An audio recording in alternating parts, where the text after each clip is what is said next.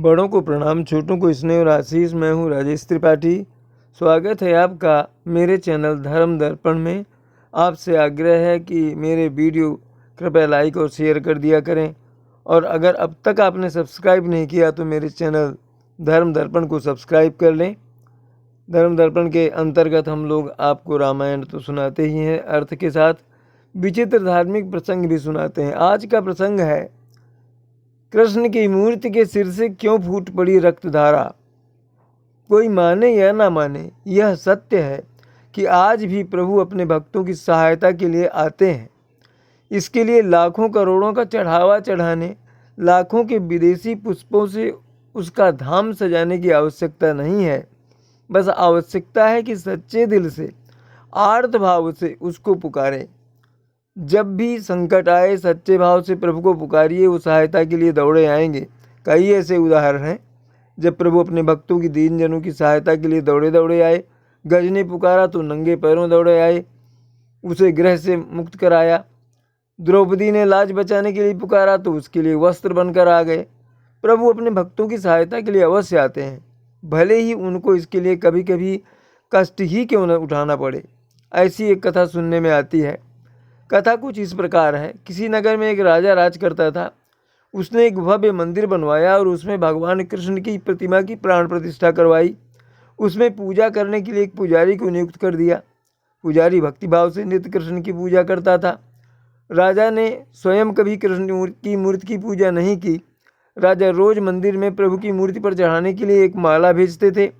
पुजारी इस माला को प्रभु की मूर्ति पर चढ़ा देता, और जब राजा मंदिर में दर्शन करने आते तो वह मूर्ति से माला उतारकर राजा को पहना देता था। ये नित्य का क्रम बन गया था। ऐसा करते करते वर्षों बीत गए। पुजारी की उम्र भी काफ़ी हो गई। एक दिन की बात है, राजा किसी कारण से मंदिर नहीं आ सके, लेकिन उन्होंने नित्य की तरह माला अवश्य भेज दी। माला ले जाने वाले सेवक ने ये संदेश भी भिजवा दिया राजा ने भिजवा दिया कि किसी कारण से आज वे मंदिर नहीं आ सकेंगे, इसलिए पुजारी आज उनकी प्रतीक्षा ना करें। नित्य की तरह पुजारी ने कृष्ण को माला पहना दी, राजा की दी हुई माला। जब संध्या हो गई तो पुजारी सोचने लगा कि प्रभु की मूर्ति से उतार कर आज माला किसे पहनाए, राजा तो आएंगे नहीं। पुजारी ने माला उतार ली और थोड़ी देर सोच विचार के बाद निश्चय किया कि आज माला मैं ही पहन लेता हूँ। उसने मूर्ति के गले से माला उतार कर अपने गले में डाल ली। अभी उसने माला गले में डाली ही थी कि तभी राजा का सेवक आया। उसने सूचना दी कि राजा मंदिर के करीब आ रहे हैं। राजा की सवारी मंदिर आ रही है, ये सुनकर पुजारी को काटो तो खून नहीं, करे तो क्या करे। तुरंत उसने अपने गले से माला उतारी और कृष्ण की मूर्ति में वापस पहना दी। जब राजा आए तो पुजारी ने कृष्ण के गले से माला उतार कर राजा को पहना दी। राजा ने देखा कि माला में सफ़ेद बाल लगा हुआ है। उसे देखकर राजा क्रोध से आग बबूला हो गए। उन्होंने पुजारी से पूछा कि माला में ये सफ़ेद बाल कहाँ से आया। राजा का क्रोध देखकर पुजारी कांपने लगा, बहुत डर गया। उसने हड़बड़ी में कह दिया, महाराज ये सफ़ेद बाल तो कृष्ण जी का ही है। उत्तर सुनकर राजा और क्रोधित हो गए। उन्होंने क्रोध से कहा, कृष्ण तो भगवान है, उनके बाल कैसे सफ़ेद हो सकते हैं। राजा ने घोषणा की कि अगले दिन पूजा के समय वह स्वयं आएंगे और उनके सामने कृष्ण का श्रृंगार किया जाएगा। वो स्वयं यह परीक्षा करेंगे कि कृष्ण के बाल सफ़ेद हैं या नहीं, या यह पुजारी झूठ बोल रहा है। उन्होंने यह भी घोषणा कर दी कि अगर पुजारी ने झूठ बोला होगा तो उसे प्राणदंड दे दिया जाएगा। राजा की घोषणा सुनकर पुजारी का बुरा हाल हो गया। उसे लगा कि मृत्यु निश्चित है। वो पुजारी रोते रोते कृष्ण से प्रार्थना करने लगा, हे प्रभु, मैंने झूठ बोलने का अपराध किया है। आपकी सेवा करते करते मैं वृद्ध हो गया, मुझे क्षमा कर दीजिए। अब ऐसी भूल फिर कभी नहीं होगी। मेरे प्राणों की रक्षा कीजिए प्रभु। इस तरह प्रभु की विनती करते पुजारी की आंख लग गई। जब नींद टूटी, सुबह हो चुकी थी।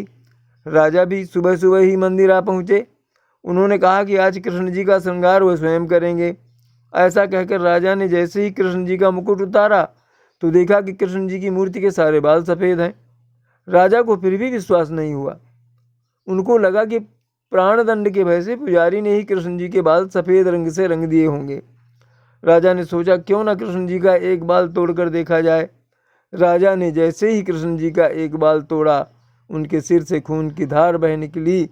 यह देखते ही राजा मूर्ति के चरणों में गिरकर क्षमा मांगने लगा। कहते हैं कि तभी मूर्ति के अंदर से आवाज़ आई, राजन, तुमने मुझे मात्र एक मूर्ति समझा, इसलिए आज से मैं तुम्हारे लिए एक मूर्ति ही बनकर रहूँगा। पुजारी ने सच्चे मन और पूर्ण श्रद्धा भाव से मेरी सेवा भक्ति की, इसलिए उसी भक्ति देखते हुए मुझे अपने बाल सफ़ेद करने पड़े।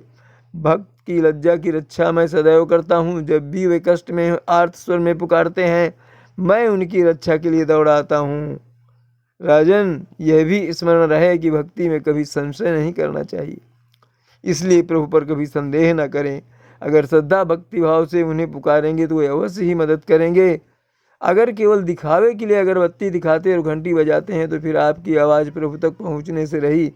प्रभु कहते हैं, निर्मल मन जन सो मुहि पावा, निर्मल मन जन सो मुहि पावा, मोहि कपट छल छिद्र न भावा। छल नहीं, श्रद्धा भाव से सच्चे मन से पूजा कीजिए। प्रभु आते किसी न किसी रूप में आपकी सहायता करते हैं, आज भी, इस कलयुग में भी।